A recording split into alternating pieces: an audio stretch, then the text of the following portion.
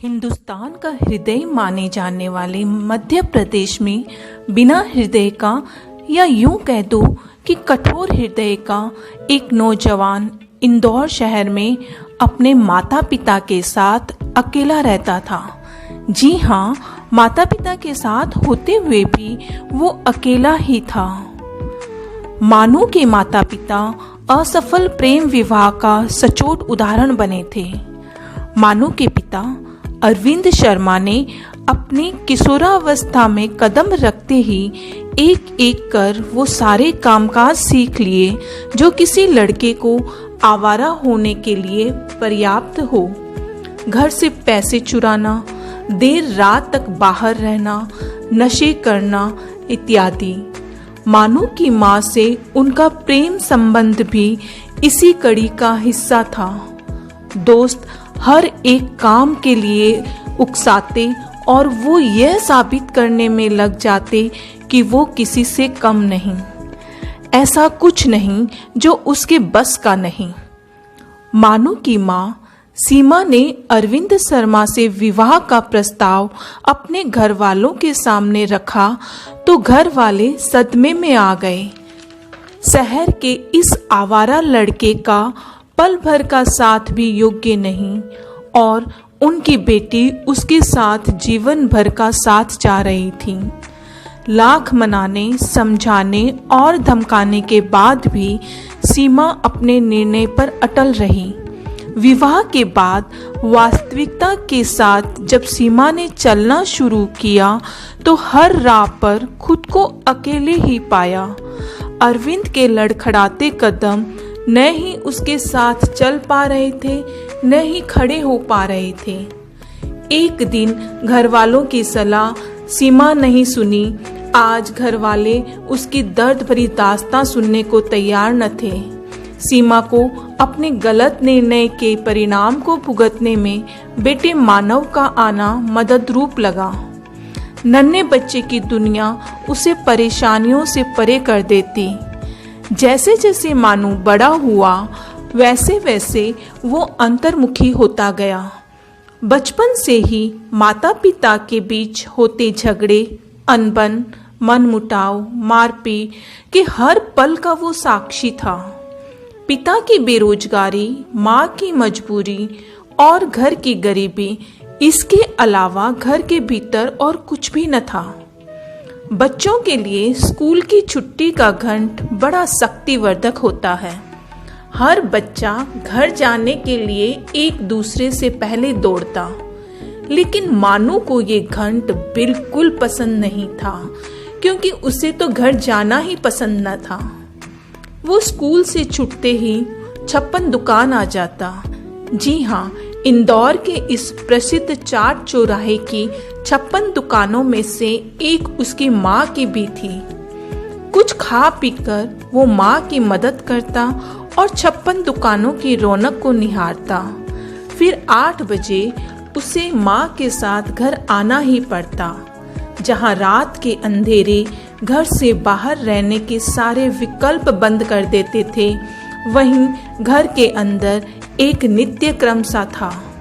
अब शब्दों का लेन देन, मारपीट के बाद पिता का सो जाना, माँ का रोना और मानू का सहम कर कोने में बैठे रहना। हर रात की मशक्कत सुबह तक असर दिखाती। सीमा सुबह उठती तो सूजी हुई आंखें, दर्द करता हुआ बदन और थकी हुई उसकी चाल होती। इन सब विपरीत परिस्थितियों में भी एक स्थिति सीमा के लिए ईश्वर का आशीर्वाद थी। वो थी रिधिमा से उसकी साझेदारी। चाहे दुकान हो या दर्द, रिधिमा और सीमा हर जगह साझेदार थे। दरअसल दोनों पड़ोसी की कब दोस्ती हुई उन्हें खुद याद नहीं। दोनों का तालमेल किसी परिवार के सदस्यों से कम न था। पड़ोसी होने से रिधिमा सीमा और उसके घर की स्थिति से भली भांति अवगत थी। वो सुबह जल्दी उठकर घर के काम निपटाकर दुकान खोल लेती तो रिधिमा की बेटी को स्कूल भेजने की जिम्मेदारी सीमा ने ले रखी थी। दोनों बच्चों के स्कूल जाते ही सीमा अपना व रिधिमा का खाना लेकर दुकान पहुंच जाती। समय का सबसे बड़ा गुण है उसका निरंतर चलते रहना। निहारिका और मानू अब स्कूल की जगह कॉलेज जाने लगे। एक रात जब अरविंद शर्मा हद से ज्यादा आपाक हो बैठे तब सीमा घबरा गई। बेटे की अनुपस्थिति में उसे रिधिमा ही योग्य मददगार लगी। आधी रात को सीमा आंटी को घर आए देख निहारिका भी कमरे से बाहर आ गई। निहारिका के आते ही सीमा और रिधिमा चुप हो गई। कुछ देर बाद निहारिका ने चुप्पी तोड़ी, बोली, आंटी कब तक छुपाओगे और क्यों छुपाना है? आंटी, जिस तरह दीवारों के कान होते हैं वैसे ही जुबान भी होती है। रात को जब आपका सिर दीवार से टकराया जाता है तब आपके साथ साथ आपकी दीवार भी चीखती है। निशान आपके चेहरे और दीवार दोनों पर ही होते हैं। आप क्या सोचते हैं किसी को कुछ नहीं दिखता, कुछ नहीं सुनता? परंतु गृहस्थी बचाने के लिए, समाज में जीने के लिए सब ढकना तो पड़ता ही है ना। सीमा ने स्वयं की मजबूरी बताई। आपकी इसी सोच का तो फायदा उठा रहे हैं अंकल, निहारिका ने समझा कर कहा। वो आगे बोली, आपने अपने अस्वीकार को स्वीकार ही क्यों किया आंटी? उत्तर प्रदेश के बांदा गांव की संपत पाल ने स्त्रियों के साथ हो रहे अन्याय के खिलाफ लड़ने के लिए लठधारी गैंग ही बना डाली। गुलाबी गैंग की इस लीडर ने अपनी ताकत से गुलाबी रंग की नजाकत को हिम्मत में तब्दील कर दिया। ये गैंग स्त्रियों को शोषण के चुंगल से निकाल उन्हें शिक्षा, सुरक्षा, नौकरी और न्याय भी दिलाती है। आंटी, जब अनपढ़ औरत अपनी सुरक्षा कर सकती है फिर आप तो आत्मनिर्भर हैं। आप तो अपनी लड़ाई खुद लड़ भी सकती हैं और जीत भी सकती हैं। सीमा ने झुंझलाते हुए कहा, न तो मुझे कोई लड़ाई लड़नी है और न जीतनी है। बस मुझे तो रात भर यहाँ सोने दे, सुबह तक वो खुद ही ठीक हो जाएंगे। नहीं आंटी, आप यहाँ नहीं सोएंगी, आप अपने घर ही जाएंगे और वहीं चैन से सोएंगे। निहारिका की बात खत्म होने से पहले पुलिस आ गई। अड़ोस पड़ोस से बयान लिया और अरविंद शर्मा को गिरफ्तार कर साथ ले गई। सीमा ने नाराज होते हुए पूछा, पुलिस को तुमने बुलाया था क्या? हे भगवान, तुमने ऐसा क्यों किया? सुबह जब मानू आएगा तब उसे भी कितना बुरा लगेगा। तुमने पूछा तो होता एक बार। सीमा नाराजगी जताते हुए अपने घर को चली गई। रिधिमा ने निहारिका को डांटते हुए कहा, तुम्हें ऐसा नहीं करना चाहिए था। ये उनका घरेलू मामला है, अब तो वो और नहीं सो पाएगी। नहीं माँ, ये घरेलू हिंसा का मामला है और आप देखना आज आंटी गहरी नींद में सोएगी। सुबह जब मानू आया तो सीमा ने संकोच और डर के साथ रात बीती बताई। बिना किसी प्रतिक्रिया के वो कॉलेज चला गया। रास्ते में वो निहारिका से बोला, मेरी माँ ने तुमसे एक दो सलाह क्या ली, तुमने तो हमारे घर के निर्णय लेने ही शुरू कर दिए। किससे पूछकर तुमने पुलिस को फोन किया था? ऐसे ही क्या कम शर्मिंदगी उठा रहा हूँ जो तुमने एक कड़ी और जोड़ दी? मानू, तुम्हें अपनी शर्मिंदगी की फिक्र है, माँ की नहीं।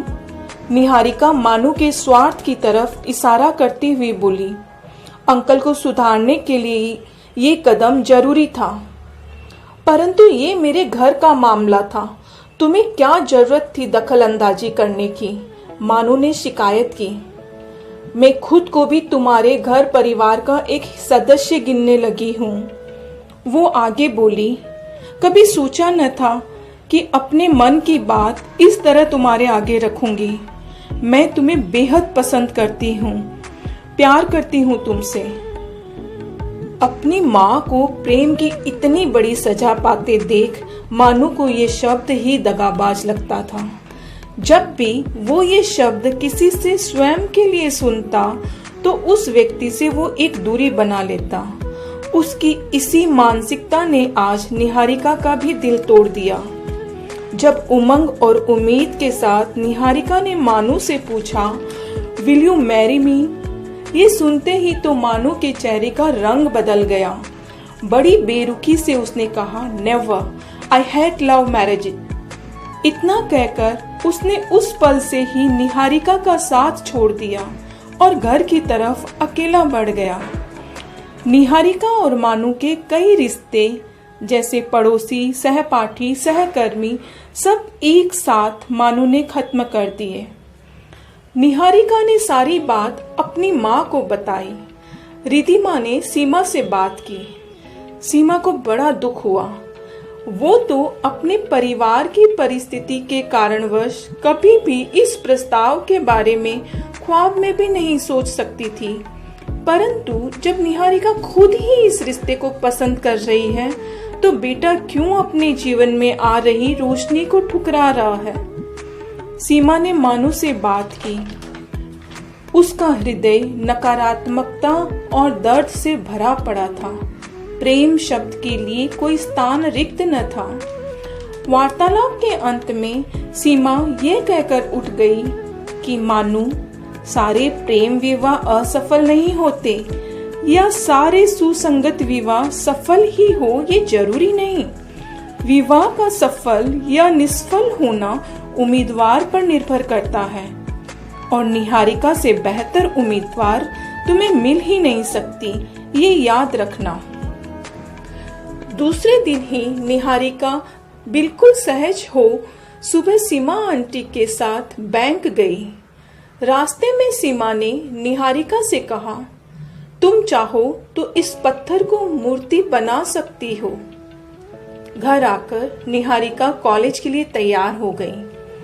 मानू को लगा वो नाराजगी में अब साथ नहीं जाएगी, परंतु उसकी सहजता से उसे बड़ी राहत हुई। दोनों फिर साथ आने जाने लगे। निहारिका हर एक दिन एक नया कदम मानू की तरफ बढ़ाती। वो चाहे सीमा आंटी को डॉक्टर के लेके जाना हो या धन निवेश की योजना के चयन में सलाह देना हो। मानू की तरफ से कोई प्रयास तो नहीं हो रहा था, परंतु निहारिका इससे ही संतुष्ट थी कि वो अपने कदम पीछे नहीं ले रहा। कॉलेज के ग्रेजुएशन डे के दिन कॉलेज का हर स्टूडेंट अपने पसंद के उम्मीदवार को प्रपोज करता, परंतु निहारिका को न ही किसी प्रस्ताव का इंतजार था और न ही किसी को प्रपोज करना था। इसलिए वो झटपट ग्रेजुएशन की डिग्री लेकर मेन गेट पर आ गई और मानू का इंतजार करने लगी। बड़ी देर तक इंतजार के बाद निहारिका कॉलेज कैंपस में उसे ढूंढने गई तो फूलों की वर्षा और संगीत के सुरों के बीच खुद को पाया। घुटने के बल बैठे मानू ने रेड रोज देते हुए पूछा, will you marry me Niharika? Niharika को लगा जैसे वो 7वें आसमान में पहुंच गई। दोनों 56 दुकान पहुंचे। सीमा और रिधिमा ने एक दूजे को बधाई दी। सादगी और शांति के साथ ये प्रेम विवाह संपन्न हुआ। अब तक अरविंद शर्मा को भी ये जानकारी मिल चुकी थी कि उस रात उन्हें जेल भिजवाने वाली उनकी बहू ही थी, इसलिए उन्होंने मर्यादा और संयम में जीना सीख लिया था।